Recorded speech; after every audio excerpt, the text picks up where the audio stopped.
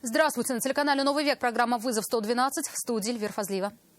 И сегодня мы покажем, как поднимали на колеса «Газель», которая, опрокинувшись, перегородила выезд из Казани в сторону Москвы.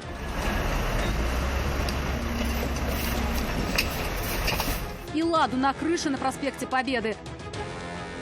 Расскажем, по какой причине лоб в лоб столкнулись «Лада» и «Тойота» на Оренбургском проезде. Поехал бы оттуда, по своему радиусу, а не по встречной. Все.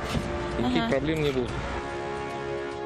А также задержание молодого человека, который раскладывал наркотики в тайники. Из данного кармана достаю свертки, обмотанные сигаретой синего цвета. Это и не только. Прямо сейчас. «Газель» опрокинулась на бок на трассе М7, не доезжая до моста через Волгу. По предварительным данным, водитель грузовика потерял управление, когда пытался увернуться от столкновения с другим автомобилем.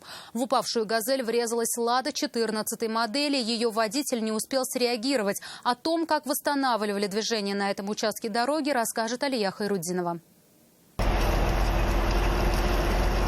Из-за аварии на этом участке дороги образовалась огромная пробка. Сотрудники госавтоинспекции то и дело останавливали движение, чтобы спецтехника могла поднять опрокинувшуюся «Газель». Но поставить ее на колеса было не так-то просто.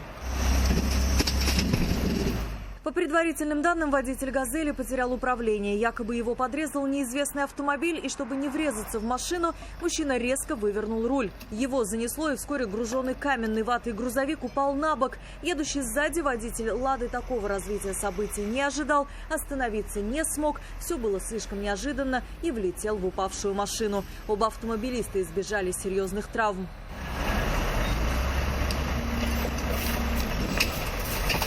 Если не будет установлен автомобиль, который подрезал «Газель», то, вероятнее всего, вину в этом происшествии оба водителя разделят поровну. И ремонт своих машин с высокой долей вероятности ляжет на их плечи.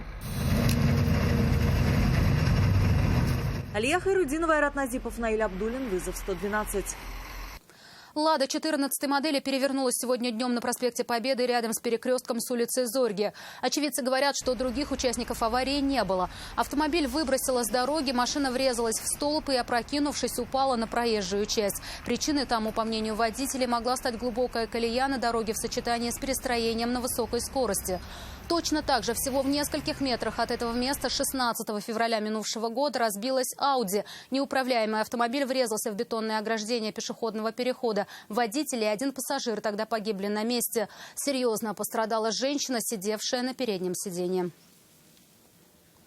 «Тойота RAV4» и «Лада Веста» практически лоб в лоб столкнулись на пересечении Оренбургского проспекта и улицы Мидхата Булатова. Это в микрорайоне Солнечный город. Как признались участники аварии, пострадал один человек, водитель иномарки. Но скорую помощь не вызывали. Из-за таких травм врачи решили не беспокоить. Больше всего его родственников волновало общее состояние мужчины. Человек он не молодой, к тому же с больным сердцем. Вину в происшествии никто из водителей не признал. Их версии случившегося услышал Айрат Назипов. Поехал бы оттуда, по своему радиусу, а не по встречной. Все. Никаких проблем не было. Мужчина уверяет, его тесть, который был за рулем «Тойоты», ехал по всем правилам. Поворачивал с Оренбургского проезда направо, на улицу Булатова. Горела зеленая стрелка, разрешающая данный маневр. И тут навстречу лоб-лоб вылетает «Лада». Уходить от столкновения было просто некуда. Там машины выезжали с той стороны, куда-то вот направо выезжали. А эта машина по встречке с левой стороны выехала сюда. Мужчина говорит, в аварии пострадал водитель иномарки. Даже не столько от удара, сколько от пиропатронов, сработавших подушек безопасности и волнения. У него рука там обожглась. Подушки все сработали. Поэтому небольшой пострадавший. Небольшой, не сильный, но есть. Мы же по стрелке ехали, у нас все правильно было. А они еще начали тут шуметь. У меня тесть, он... здоровьем сердца проблемы. Возмущаться, считает водитель «Лады», было чему. Этот перекресток, как и работа светофоров, знает хорошо. Был уверен, что навстречу никто выехать был не должен. Поэтому двигался смело и уверенно. Я поворачивал, может быть, я и срезал, не знаю. Надо понять, я на моргающий зеленый заканчивался. Когда здесь зеленый заканчивается, там красная стрелочка. То есть, может быть, он на красный поехал. Потому что у него желтого нет. У меня-то еще желтый есть, а у него желтого нет цвета. У него, если посмотрите, у него моргает стрелка, и все, сразу красный. Поэтому надо разбираться. Разбираться, чья в этом вина, будут уже автоинспекторы. Айрат Назипов, Миляуша Хакимова и Наиль Абдуллин. Вызов 112. Повышенное внимание пешеходам уделяет в эти дни госавтоинспекция Казани. Штрафуют как людей, переходящих дорогу, где попало, так и водителей, не пропускающих людей на зебре. За 1 час сотрудники поймали 4 нарушителей. Как отмечают в ГИБДД, подобные рейды будут проводиться до 3 ноября. Связано это с высокой аварийностью на дорогах с участием пешеходов. С начала года в городе Казани произошло 1131 дорожно-транспортное происшествие, в которых 29 человек погибло и 1323 получили травмы различной степени тяжести. Сегодня полицейские опубликовали видеозапись задержания подозреваемого в убийстве 2 мужчин, граждан ближнего зарубежья, в одном из домов на проспекте Ибрагимова. Напомним, в съемной квартире обнаружили 2 тела со множеством ножевых ранений спины и лица. Было установлено, что находились в России без регистрации. Квартиру снимали вместе с 32-летним мужчиной, их соотечественником. На него и пали подозрения. Было установлено, что вскоре после смерти своих знакомых он приобрел билет на междугородний автобус до Самары. Его задержали на подъезде к Аксубаевскому району. Возбуждено уголовное дело по статье «Убийство 2 или более лиц». А в Челнах 38-летний мужчина воткнул нож в грудь 44-летнему соседу в ответ на упреки в нечистоплотности и немытой посуде.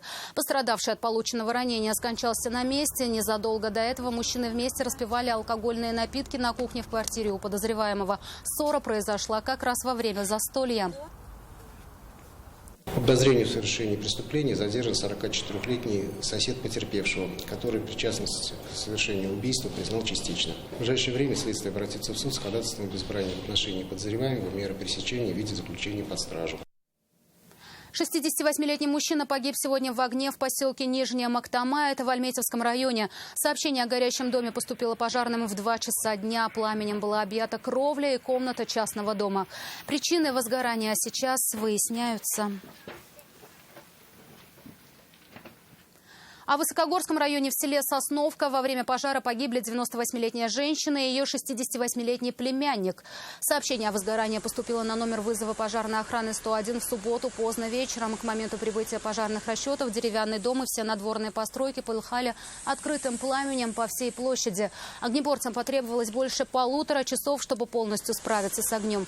При разборе сгоревших конструкций обнаружили тела погибших людей. По предварительной версии, пожар вспыхнул из-за неосторожности при курения. Больше 27 граммов мефедрона обнаружили и изъяли полицейские у 22-летнего молодого человека, задержанного сотрудниками патрульно-постовой службы в Вахитовском районе Казани. Его заметили у лесопосадки и решили досмотреть. Вскоре поняли, что решение это было правильным. Из данного кармана достаю свертки, обмотанные сигаретой синего цвета. Патрульные сразу предположили, что молодой человек делает закладки с наркотиками в безлюдном месте у лесопосадки. За ним не следили, это был обычный маршрут их патрулирования. Досмотреть замеченного там парня решили на всякий случай. У полицейских появились основания полагать, что он причастен к совершению противоправных деяний. С целью пресечения данных действий сотрудники полиции задержали молодого человека и приняли решение провести его личный досмотр. 5-й. 6-й сверток. В общей сложности из кармана куртки молодого человека изъяли 22 свертка, обмотанные в синюю изоленту. Скрывать задержанный ничего не стал и сразу признался – он наркокурьер. Наркотики для чего? Для раскладки. Он признался, что часть наркотиков уже успел спрятать в тайники. В местах, которые он сообщил стражам порядка, они нашли еще 7 свертков с порошком внутри. Все было готово для сбыта. Проведенная экспертиза установила, в пакетиках, изъятых у подозреваемого, содержится наркотическое вещество мефедрон, общий вес которого составил более 27 грамм. В отношении 22-летнего молодого человека было возбуждено уголовное дело по статье «Покушение на сбыт наркотиков в крупном размере». Если суд признает его виновным, то в следующий раз прогуляться на свободе он сможет ближе к своему 35-му дню рождения. Юлия Гоголева, «Вызов 112».